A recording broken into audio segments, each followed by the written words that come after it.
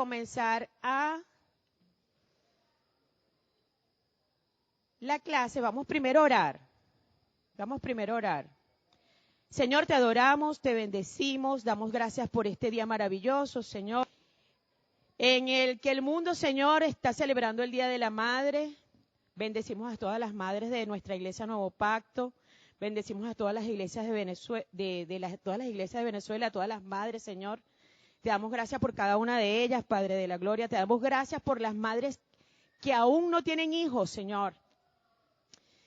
Y te damos gracias por este momento, Padre. Te pido, Dios, que con la presencia de tu Espíritu Santo, Dios, nos ayude, Señor, a discernir, Padre de la Gloria, lo que tienes para decirnos hoy, Señor. Prepara nuestras mentes, Señor, renuévanos, Padre de la Gloria, conforme al propósito que tienes para nuestro crecimiento, en el nombre poderoso de Jesús. Amén. Yo aquí quise traer esta pancarta para que de alguna manera los que son visuales pudieran llevarse algún símbolo que les hiciera recordar lo que vamos a hablar aquí hoy. Fíjense, la misma epístola a los Hebreos dice en el versículo 22, vamos a leerlo allí un momentico, Hebreos 13, 22. Os ruego, hermanos, que soportéis la palabra de exhortación, pues os he escrito brevemente. 13 capítulos de exhortación. Y el escritor a los Hebreos dice que le escribió brevemente. Pero identifica la epístola como una epístola de exhortación. Y en la parte que nos corresponde hoy, nuestra Biblia tiene un subtítulo que dice advertencia contra la apostasía. Pero yo quería dejarles aquí algunas otras advertencias que son señales de peligro que desde que comienza la epístola a los Hebreos nos comienzan como a hacer luces rojas, nos comienzan a hacer destellos dentro de la Escritura. Primero, en el capítulo 2, del verso 1 al 4, nos dice que cuidadito con alejarnos de las cosas que hemos oído. Esa es la primera advertencia. La segunda advertencia es en contra de no creer la voz de Dios. Cuidado con usted no creer la voz de Dios. Y ahí vamos en el capítulo 3. La que nos corresponde hoy, advertencia en contra de generar los primeros rudimentos de las palabras de Dios o la apostasía. Alejarse de lo que usted ha escuchado, alejarse del camino, declinar de lo que usted ha aprendido. Eso es la advertencia principal de este capítulo que vamos a estudiar hoy, que está desde el verso 11 del capítulo 5 y vamos a continuar todo el capítulo 6. Siguen otras advertencias que mis hermanos que continúan en la enseñanza van a desarrollar. Advertencia en contra de menospreciar el conocimiento de la verdad. La otra advertencia es en contra de devaluar la gracia de Dios. Y la última advertencia, alejarse de aquel que habla. Fíjense que todo el contexto de Hebreos nos alerta de lo que escuchamos y de lo que hacemos. Aquí en el capítulo 5, que lo vimos la clase pasada, hay dos cosas que yo quiero rescatar para que podamos entender lo que el escritor de los Hebreos nos quiere decir en los próximos versículos, y son estas dos oraciones que vemos aquí. Primero, lo que dice en Hebreos 5:8, que el Señor Jesucristo aprendió obediencia. Siendo hijo, aprendió obediencia.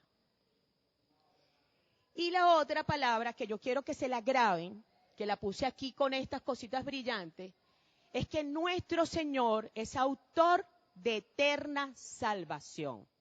Si el Señor es autor de eterna salvación,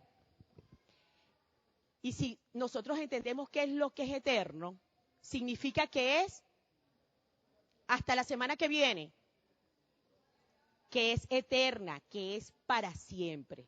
De manera que si el Señor fue el autor de eterna salvación y que su sacrificio es perfecto, porque cuando estuvo en la cruz del Calvario y expiró, dijo consumado es. Y no fue que terminó, porque a veces lo que se termina queda mal hecho. Pero ese término de consumado es significa que fue perfectamente hecho. Ya se hizo todo como debió haberse hecho. Entonces, con esa idea que quiero que la tomen ahí en la mente, que la mantengan allí, si el Señor nos dio eterna salvación, quiere decir que nadie nos las puede quitar. Nadie nos las puede quitar. Nada nos las puede quitar. Amén. Ok. Entonces vamos ahora a avanzar en lo que nos corresponde a la clase de hoy. Esto fue la introducción, que yo también se la hice con dibujitos.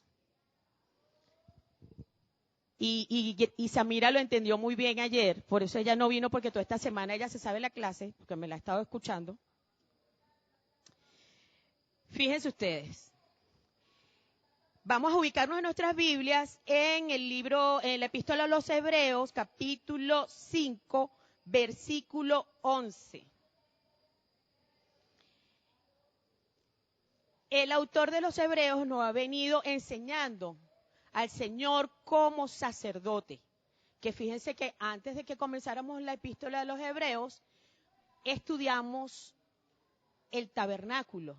Y la última clase del tabernáculo fue el sacerdocio. O sea que ya nosotros debíamos tener clarito qué es lo que es sacerdocio. Pero aquí, y hay una cosa también que debemos tomar en consideración, los hebreos, que es a quien le escriben esta epístola, sabían muy bien qué era lo que era el sacerdocio. Sin embargo, antes de que el autor comenzara a decir como con velocidad qué es lo que él quiere transmitir a los hebreos, hace un aparte, hace un inciso y dice, acerca de esto tenemos mucho que decir y difícil de explicar, por cuanto os habéis hecho tardos para oír. Se hicieron, esto es una tortuga que tiene 250 años, se hicieron tardos para oír. Estaban flojos. Qué flojera, esto no es lo que yo quiero escuchar. Y entonces el versículo 12 dice, porque debiendo ya ser maestros, después de tanto tiempo, tenéis necesidad de que os vuelva a enseñar cuáles son los primeros rudimentos de la palabra de Dios. Y habéis llegado a ser tales que tenéis necesidad de leche y no de alimento sólido. Aquí podemos entender facilito, ¿verdad? De que a quienes hablan aquí parece que tenían mucho tiempo dentro de la iglesia, dentro de la congregación o dentro de la sinagoga, pero querían que les siguieran dando palabritas de que vamos a arrepentirnos, hermanos, vamos a hablar de cositas suavecitas para que ustedes no se molesten y se mantengan aquí. Y en esto, a mí me llama mucho la atención porque no era nada más en este tiempo que se escribió la epístola a los hebreos. Yo estaba viendo en estos días un canal y tenían como una conferencia por Zoom que eran de pastores. Y había alguien que era especialista, fíjense ustedes, como en la medicina, era especialista en demoniología. Y uno de los pastores le decía, alguien hizo una pregunta, porque el programa se trata de que hacen preguntas en línea y ellos lo responden. Entonces, a mí me llamó mucho la atención y por eso puse atención, porque la persona que hacía la pregunta era de Venezuela. Yo dije, esa no es de Nuevo Pacto, porque los creyentes de Nuevo Pacto saben ese tema. Entonces, se trataba como que hablaban del asunto del eclipse. Por cierto, era cuando estaban hablando de lo del eclipse. Y entonces allí comenzaron una disertación de que lo que no de los que no saben, la doctrina, que no sé qué. Y entonces cayeron en el asunto de los demonios. Y uno de los pastores le dice, pero yo no hablo de eso. A mí no me gusta hablar de eso. Imagínense, un pastor. A mí no me gusta hablar de eso. Mejor dejen que fulano de tal, que es especialista en demoniología, le responda la pregunta a quien la está haciendo. Y yo dije, wow, ¿qué nivel estamos?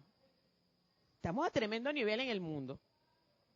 Definitivamente doy gracias a Dios por el Ministerio de Enseñanza Cristiana del Nuevo Pacto.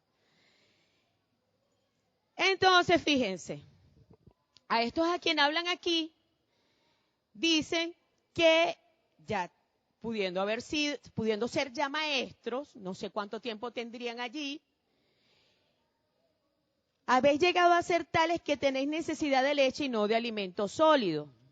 El 13 dice, y todo aquel que participa de la leche es inexperto en la palabra de justicia porque es niño. Pero el alimento sólido es para los que por el uso tienen los sentidos ejercitados en el discernimiento del bien y el mal. Fíjense, aquí nos vamos a detener un momentico, porque esto de que si nosotros vemos a un niño, vamos a ver a Amy, que es lo más chiquitico que tenemos ahorita, además de la niña de Erika. Amy la vimos chiquitica por allí, que la mamá la tenía en el coche, pasaba de brazo en brazo de todos los de la iglesia y ahora ella anda caminando y hasta quiere danzar. Pero sin embargo, a ella no la van a poner a dirigir una ruta de las danzarinas, una de las coreografías de la danzarina, porque ella está pequeñita. Pero ella está practicando, ella está ejercitando sus sentidos de lo que ve hacer a la madre, de lo que ve hacer a la abuela. Y ella va a crecer ejercitando eso. Si nosotros no leemos la palabra, si nosotros no asistimos a la escuela dominical, si nosotros no tenemos el conocimiento, no vamos a ejercitar nuestro sentido. Yo aquí he hablado algunas veces con los muchachos del discipulado de jóvenes. Si usted no tiene la palabra en su disco duro cerebral, mire, yo no quiero decir algo aquí que vaya a sonar como herejía, pero cuando usted tenga una lucha, ¿cómo va a ser el Espíritu Santo para traerle la palabra a su mente si usted nunca ha escuchado eso? Si usted nunca lo ha leído. Si usted cuando estaban dando esa clase en la iglesia, usted bostezó y cerró los ojos y se quedó 3 segundos dormido. Si usted viene a la iglesia solamente para estar sentado y vean que usted asiste a la iglesia los domingos, o para querer agradar a Dios porque usted va a la iglesia los domingos, que ese no es el deber ser. Y eso aquí le está enseñando la epístola a los hebreos. Hago paréntesis porque esto está escrito en los hebreos. Se parece como que si yo lo hubiese asesorado ahí. Ponga eso ahí. Ok. Avanzamos al versículo 14, ¿verdad? Dice, pero el alimento sólido es para los que han alcanzado madurez. ¿Por qué? Porque si le damos un pedazo de carne a Amy, se atraganta. La primera vez que le dimos pan, la niña hizo una cara, hermano, de la cosa más feliz que usted pudiera haberse imaginado. Porque ella estaba acostumbrada a la tetica, a la lechita. Y a veces estamos acostumbrados así, a la lechita. Entonces cuando empiezan a hablar de escatología, de que Cristo viene, y que algunas personas dicen, mira, te vas a quedar, porque hay gente que está empeñada en hacer juicio y empiezan a quitarle a todo el mundo la salvación. Entonces, si nosotros no nos ejercitamos en la palabra, no vamos a estar preparados para cuando venga la lucha, tener cómo responder a eso. En el versículo 6, en el capítulo 6, verso 1, entonces el escritor sigue dándonos entonces unas instrucciones. Fíjense que esto no podemos sacar ningún texto del contexto. Esto tiene que irse dando toda una hilación del pensamiento para que podamos entender qué es lo que viene. Porque fíjense que dice advertencia contra la apostasía. Es porque enseñan con la palabra de Dios cuestiones que no son las que el escritor, por inspiración de Dios, ha querido enseñarnos con las escrituras. Por tanto, dice, por tanto, o sea que, ya que ustedes todavía es bebés, dejando ya los rudimentos de la doctrina de Cristo, vamos adelante a la perfección. Fíjense que esto de dejando los rudimentos no es que usted se olvide de lo que le enseñaron, sino que usted no se quede allí, que usted trate de avanzar. Ya usted pasó kinder, pasó primaria, pasó bachillerato, ahora va para la universidad. ¿Entiende? Va a la perfección. ¿Y quién es la perfección? Cristo nuestro Señor. Cristo nuestro Señor es la perfección. Y nosotros ciertamente no somos perfectos, pero vamos a la perfección. A esa perfección que el Señor dijo, consumado es. Todo está hecho perfecto.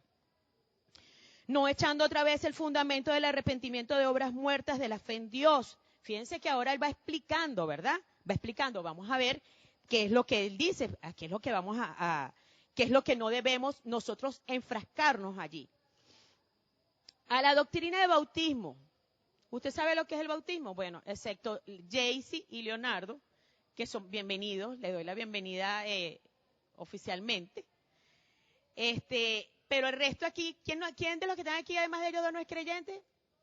O sea que estoy hablando a la gente creyente, gente que sabe lo que le estoy hablando. El bautismo es la inmersión, ¿verdad? Cuando nos bautizamos, ¿qué hacemos? Damos fe pública de que estamos apartados, de que hemos sido apartados, consagrados. ¿Para qué? ¿Para que todo el mundo vea? No, ya nosotros nos dieron como la luz verde para servir a los santos. Estamos ya listos para servir a los santos. La imposición de manos. Habla allí de que hay gente ungida dentro de esa congregación. Ya los ungieron, le impusieron las manos. De la resurrección de los muertos, ya ellos sabían, los hebreos ya sabían que Jesucristo había resucitado.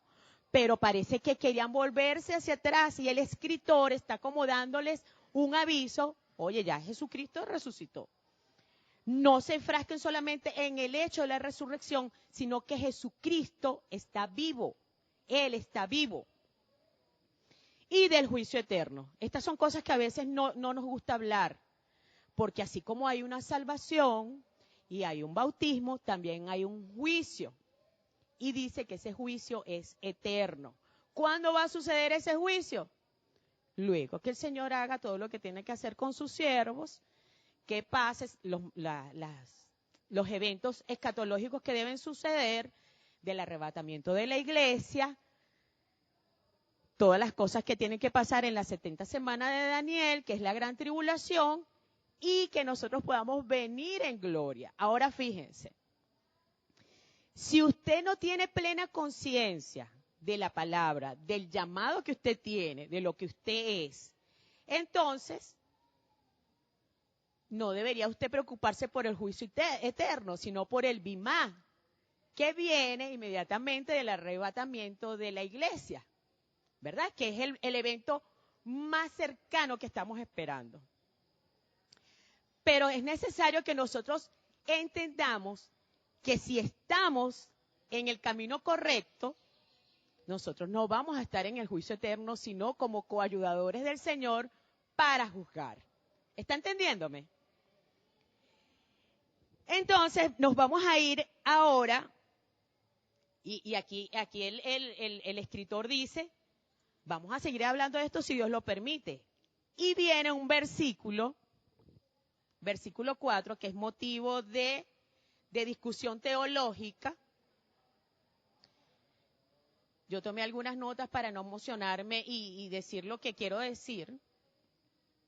Porque fíjense, hermanos, particularmente yo creí en una iglesia que llamamos conservadora, y la primera clase de doctrina que me dieron en esa iglesia fue una película sobre el rapto de la iglesia. Y una escena me quedó en la cabeza que pasé como 7 días con pesadilla, y era de una mujer que le quitaban la cabeza. Había un desastre, un terremoto, una cosa.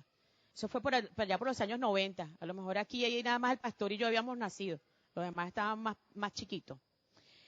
Y entonces esa escena me quedó a mí en la cabeza, hermanos, porque el que no podía negar a Cristo le quitaba la cabeza. Entonces, después que pasaban esa película, le decían, hermano, ya usted sabe, usted no puede ir para atrás ni siquiera para peinarse, porque si no usted se queda, y si usted se queda, le quita la cabeza. Entonces, miren, vuelvo a la importancia de no sacar un texto del contexto. Muchos teólogos hablan de este pasaje bíblico como diciendo que la salvación se perdiera. Por eso, al principio, yo les dije que se metieran esto en el disco duro cerebral y le pusieran, lo encriptaran, de manera de que eso no se borre nunca. Nuestro Señor es autor de eterna salvación. Si el Señor nos otorgó a nosotros eterna salvación, quiere decir que no la vamos a perder, ¿o sí? Antes de avanzar, quiero hacerle una pregunta y no me la responda. Usted la tiene allí guardadita y al final de la clase, si usted tiene algo que acotar, hablamos después de la clase. Dice, ¿por qué es imposible que los que una vez fueron iluminados y gustaron del don celestial y fueron hechos partícipes del Espíritu Santo y asimismo gustaron de la buena palabra de Dios y los poderes del siglo venidero y recayeron, sean otra vez renovados para arrepentimiento, crucificando de nuevo para sí mismos al Hijo de Dios y exponiéndole a vituperio? Estos versículos los han enseñado como una alerta de que usted puede perder lo que Dios le ha dado por haber sido sometido a obediencia. O sea que no es que usted pueda hacer algo para perder la salvación. Usted no puede hacer nada para perder la salvación porque usted no lo hizo por sus obras. Usted no hizo nada para merecer la salvación. El Señor se la dio. Y si usted hace algo que diga, wow, ya no voy para el cielo, entonces quiere decir que usted está ofendiendo el sacrificio de Cristo en la cruz del Calvario. Porque dice que todo lo hizo perfecto, todo lo hizo terminado. Y si Él lo terminó todo perfectamente, entonces ¿cómo es que eso no fue suficiente para cubrirlo a usted, librarlo a usted de todo lo que usted pueda hacer? Si yo a usted le hiciera la pregunta, que la dejé en el aire, si ahorita viniera un comando de la FARC con ametralladoras y dijera, el que esté listo, le damos un tiro de gracia y usted se va para el cielo si usted está plenamente seguro. Si yo le pregunto a usted, si usted muriera ahorita mismo, ¿usted está seguro que va al cielo? No me responda. Eso es usted con el Señor. Eso es usted con el Señor.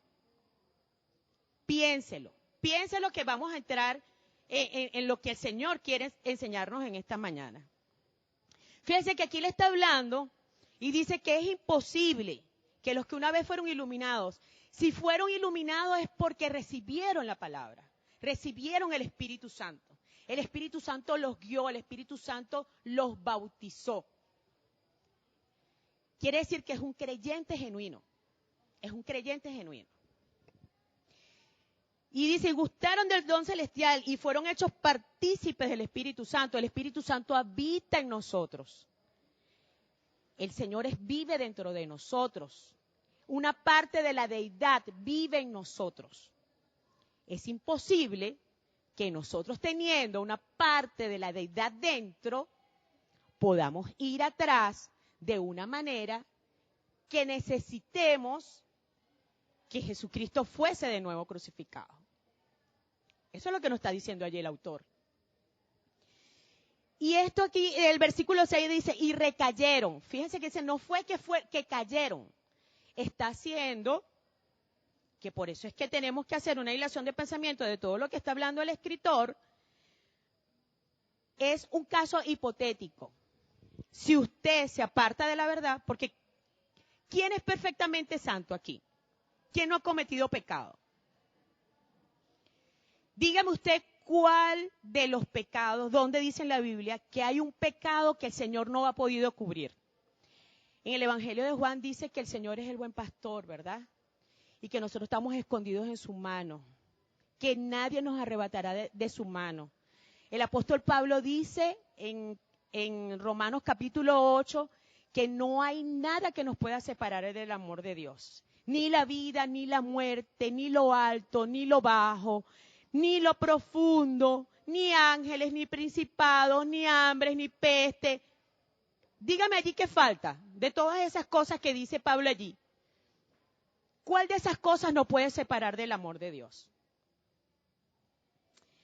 Entonces, viendo eso, pareciera que los que enseñan que nosotros podemos perder la salvación, sacaron eso del contexto y no siguieron adelante en el versículo 7, que dice, porque la tierra, fíjense ahora, está haciendo una comparación, porque la tierra que bebe la lluvia, que muchas veces cae sobre ella, y esto se refiere a nosotros que recibimos el Evangelio, ¿verdad? Que recibimos las buenas nuevas de salvación. Y produce hierba provechosa a aquellos por los cuales es labrada, recibe bendición de Dios. Esto es para los que saben de agricultura. Fíjense que aquí el autor de los Hebreos está haciendo unos símiles para que nosotros podamos entender bien. Porque adelante dijo, ¿verdad? Que como se hicieron tardos para oír, a lo mejor no entienden. Entonces les voy a dar este ejemplo para que usted entienda lo que le estamos diciendo. La tierra necesita que le caiga lluvia para poder dar fruto, ¿verdad? Y una vez que está regada, ¿qué más necesita? Que la limpien, que la cuiden, que le quiten el montecito, que le pongan insecticida para los bachacos, para los parásitos que se comen el fruto. Y si nosotros entendemos que nosotros somos esa tierra donde el Evangelio fue sembrado y que la lluvia es el Espíritu Santo, ¿verdad? Porque en la Biblia el Espíritu Santo está tipificado como lluvia. Entonces fíjense, si usted está recibiendo, usted tiene que dar fruto. Usted tiene que dar fruto. El verso 8 dice, pero, fíjense, allí hay una condición, pero la que produce espino y abrojos es reprobada, está próxima a ser maldecida y su fin es el ser quemada. Con ese es el que nos daban como miedo. Mire, agárrense porque mire, le espera el fuego. En las sociedades jóvenes donde yo me congregaba, decía, ay, mira, cuidado con eso, porque fuego te va a caer del cielo. Y es lo que pasa en la tierra, fíjense. Si la tierra no da fruto, los que han estado en campos y granjas y eso, se usa la tala y la quema, ¿verdad? Quitan todos los árboles y después le prenden candela. Para que todo lo que no sirva sea eliminado. Pero entonces el verso 9 dice, antes de avanzar quiero que veamos allí algo bien importante. Dice, está próxima a ser maldecida. Quiere decir que allí hay como un dejo de esperanza, ¿verdad? Ahí hay un dejo de esperanza. Aún a veces la tierra cuando está así feíta, la gente le va y le pone abono. Hacen sus abonos, hacen sus cuestiones especiales para que la tierrita tenga de nuevo vida. Y así somos nosotros, amados. Nosotros no hemos perdido la esperanza. Si usted cayó, si usted recayó, si usted volvió a caer, mientras usted tenga vida tiene esperanza. Mientras usted tenga vida está allí el autor de eterna salvación diciéndole, ven a mí y yo te limpio. Amén. Pero en cuanto a vosotros, dice el verso 9, oh amados, estamos persuadidos de cosas mejores. O sea que usted no es de esos de los que se caen. Usted no es de esos que están próximos a ser maldecidos. Y aquí algunos teólogos hablan de que no es a creyentes que estaban hablando. Pero si habla de que han sido iluminados y de que han tenido el Espíritu Santo, quiere decir que sí eran creyentes. Entonces, hay como que un dejo a que si usted no da fruto, entonces usted no puede ser creyente. Hay algo, a veces se hace broma, pero si nosotros como iglesia somos el cuerpo de Cristo y el Señor viene a buscar la iglesia y dice, si tú estás mal, te queda. Entonces, si usted se queda, no forma parte del cuerpo de Cristo. Y si usted estaba en el cuerpo de Cristo, a lo mejor era una verruga. ¿Verdad? Y entonces, como va a subir solamente los cuerpos glorificados, el cuerpo glorificado de Cristo, la verruga se queda. Entonces, la verruga no forma parte del cuerpo. Si usted está en esta categoría de creyente, entonces usted no es creyente, usted no es iluminado y usted tampoco tiene el Espíritu Santo. Esto es duro, hermano, esto es muy duro. Entonces, por eso le digo, si usted tiene la certeza de que usted está recibiendo la palabra, de que el Espíritu Santo como parte de la deidad habita en usted, usted debe estar completamente seguro de su salvación. Porque Dios no es injusto para olvidar vuestra obra y el trabajo de amor que habéis mostrado hacia su nombre, habiendo servido a los santos y sirviéndoles aún. Fíjense, aquí está hablando de justicia. Y dice que el que sirve ha servido con amor. ¿Y qué es lo que dice la Biblia? Que Dios es amor. Y si Dios es amor y usted tiene parte de la deidad en usted, el amor de Dios está en usted. Y usted tiene que dar de ese amor a los que le sirven, porque no es que usted esté obligado, es parte de su naturaleza, es parte del carácter de Dios que está en usted y usted por sí mismo debe compartirlo con otros. Debe compartirlo con otros. No es que usted se sienta feliz, chévere, pleno, y eso es suyo. Porque entonces no se está forjando el carácter de Cristo en usted. Porque el Señor en Getsemaní pudo haber dicho, mira Señor, ¿no tienes un plan B por ahí? Resulta que el Señor era el plan B. Pero el Señor pudo haber dicho, mira, yo no voy allí. Pero lo hizo por amor a usted y por amor a mí. El 11 dice, pero deseamos que cada uno de vosotros muestre la misma solicitud hasta el fin. Mire, cuando la gente está corriendo maratones, cuando la gente está comenzando actividades nuevas, a veces dicen, no, ese se cansa ahorita. Dice, ay, mira, ese se emocionó. Mira, Leo, está emocionado. Dentro de 3 meses ya se le quita la emoción. Ustedes saben que cuando nosotros nos convertimos al Señor, José Gregorio, el padre de mis hijas y yo, él llegó primero a los caminos del Señor, él usaba una melena estilo Pedro el Escamoso, Pirulín Pimpón. Una melena así, mi mamá le decía un apodo bien raro. Y de repente él se apareció un día en la casa con el coco pelado, calvo, se había pasado a la máquina. Y mi mamá le dice, mira muchacho, ¿a ti qué te pasó? Y él le dijo, me metí a evangélico. Y entonces mi mamá le dijo, ay, te doy 3 meses. Fue para el cuarto, buscó una Biblia y se la dio. Toma, dentro de 3 meses me la devuelve. Ahí la tiene José Gregorio, la Biblia guardada, y él lo da como testimonio. Porque debemos mostrar la misma solicitud de que cuando creímos que estábamos en nuestro primer amor, emocionados, hablando Cristo salva, Cristo es bello, Cristo es lindo, vamos para la iglesia todo el mundo. Esa misma solicitud debemos nosotros guardar hasta el final. ¿Por qué? Para plena certeza de la esperanza. Miren esta palabra tan bella, certeza, hermano, convicción plena. Estoy completamente segura de que si me muero ahora mismo, me voy al cielo. No es, ay, espero. Ustedes saben, yo cometí un error antes cuando no sabía la Biblia, que era niña, que era bebé, que me tenían que dar lechita. Yo decía, bueno, yo me voy, aunque sea con las ramitas. Ay, ¿tú sabes lo que es eso, Ada?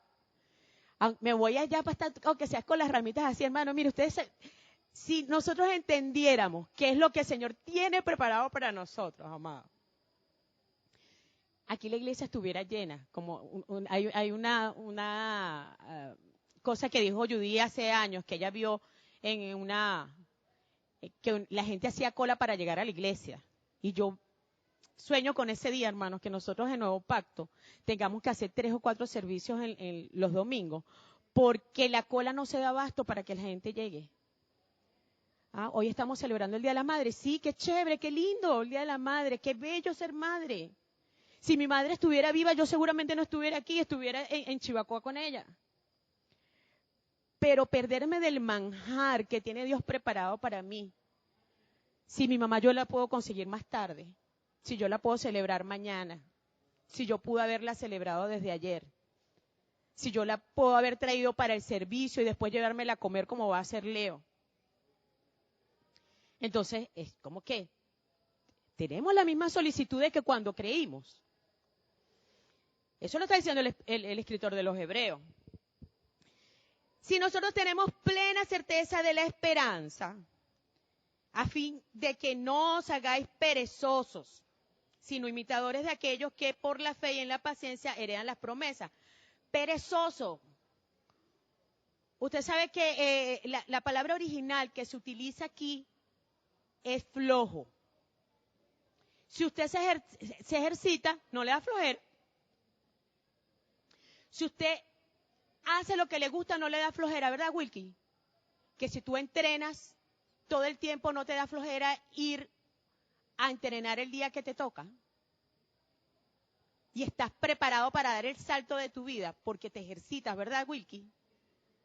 Entonces, si nosotros nos estamos ejercitando, no deberíamos de estar con flojera por las cosas del Señor.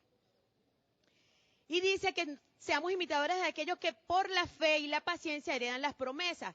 El verso 13 dice, y entonces nos pone como ejemplo, porque cuando Dios hizo la promesa a Abraham, usted conoce a Abraham, ¿verdad?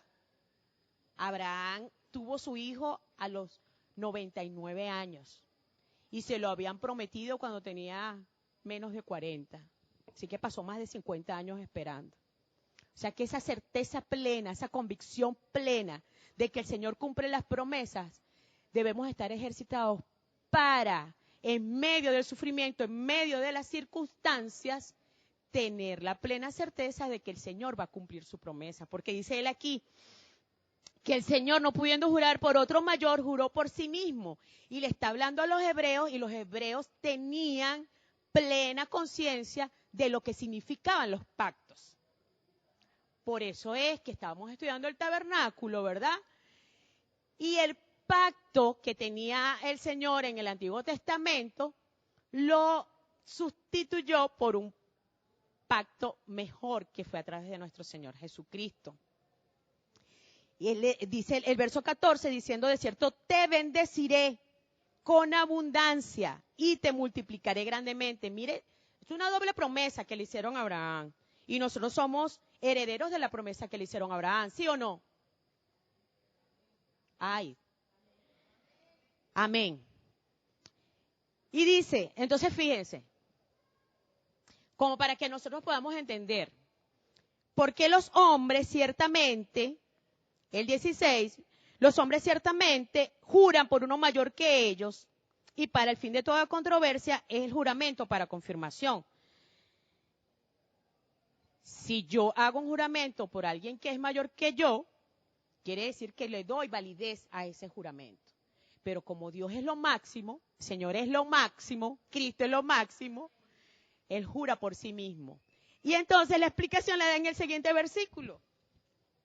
Por lo cual, queriendo Dios mostrar más abundantemente a los herederos de la promesa, la inmutabilidad.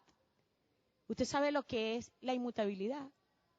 Es el atributo del Señor, que el Señor no cambia, el Señor no puede mentir. Una vez que el Señor le hace la promesa, quiere decir que Él dijo, es así y es así. Es así y es así. Entonces, dice en el verso 18, para darle peso a lo que acaba de decir, para que por dos cosas inmutables en las cuales es imposible que Dios mienta. Aquí nos está dando un empujón para que nosotros tengamos ánimos de seguir creyendo en el Señor. Tengamos un fortísimo consuelo los que hemos acudido para asirnos de la esperanza puesta delante de nosotras. Para que tengamos un fortísimo consuelo los que hemos acudido para asirnos de la esperanza puesta delante de nosotros. ¿Cuál es la esperanza de lo que tenemos delante de nosotros? Eterna salvación. Esa es la esperanza. ¿Sí o no? Es la esperanza de eterna salvación. Debemos tener convicción, certeza. Debemos estar plenamente seguros que como Dios no puede mentir, porque Dios no cambia su promesa, la salvación que Él le ha dado a usted es eterna. Y entonces sigue el verso 19 y el 20. Sigue el verso 19 y el 20 diciendo, hablando de la esperanza. Esa esperanza la tenemos como segura y firme ancla del alma. ¿Qué es lo que hacen las anclas en los barcos? Cuando dice, leven anclas, para que el barco no se mueva. Viene la tempestad y si el ancla está bien sustentada abajo, el barco no se mueve. Tormentas, terremotos, maremotos, el barco no se mueve. Si usted está firme, teniendo a Jesucristo como firme ancla del alma, usted va a ver venir la apostasía. En las otras epístolas le dicen, miren, cuidado, porque por allí van a decir, ahí está el Cristo. Este es el Cristo. No crean. Pero para usted no creer en eso, tiene que hacer ¿qué? Afirmarse en la creencia de que su salvación es eterna y trabajar para que esa fe dé fruto, que dé fruto del Espíritu Santo. El verso 20, vamos a finalizar con esto. El verso 20 dice, vamos a terminar el verso 19, la cual tenemos como segura y firme ancla del alma y que penetra hasta dentro del velo. Aquí vuelvo a la importancia de lo que estudiamos en el tabernáculo. ¿Dónde está el velo en el tabernáculo? A ver, ¿cuántos asistieron aquí en la clase del tabernáculo? ¿Dónde está el velo dentro del tabernáculo? Ajá. ¿Y quién es el precursor de haber entrado al lugar santísimo? Jesucristo. Y nosotros fuimos representados allí por Él. O sea que ya nosotros estamos detrás del velo. Antes, ¿qué pasaba con los sacerdotes? Morían, tenían que ir una vez al año a hacer los sacrificios por los pecados. Y dice que nuestro Señor Jesús pasó más allá del velo y fue declarado sacerdote para siempre, según el orden de Melquisedec, que lo van a hablar en el capítulo 7, pero este Melquisedec, o Malquisedec, como se dice en hebreo, esta palabra significa mi rey de justicia. ¡Wow, hermano! Mi rey de justicia. Usted está anclado con su rey de justicia para siempre. Así que si usted cree en el Señor Jesús, si usted está anclado en la fe del Señor Jesús, y no solamente es un oidor flojo, sino que usted ejerce su fe, anda en amor como el amor de Dios, su salvación es eterna. Pero hay una cosa, esperen.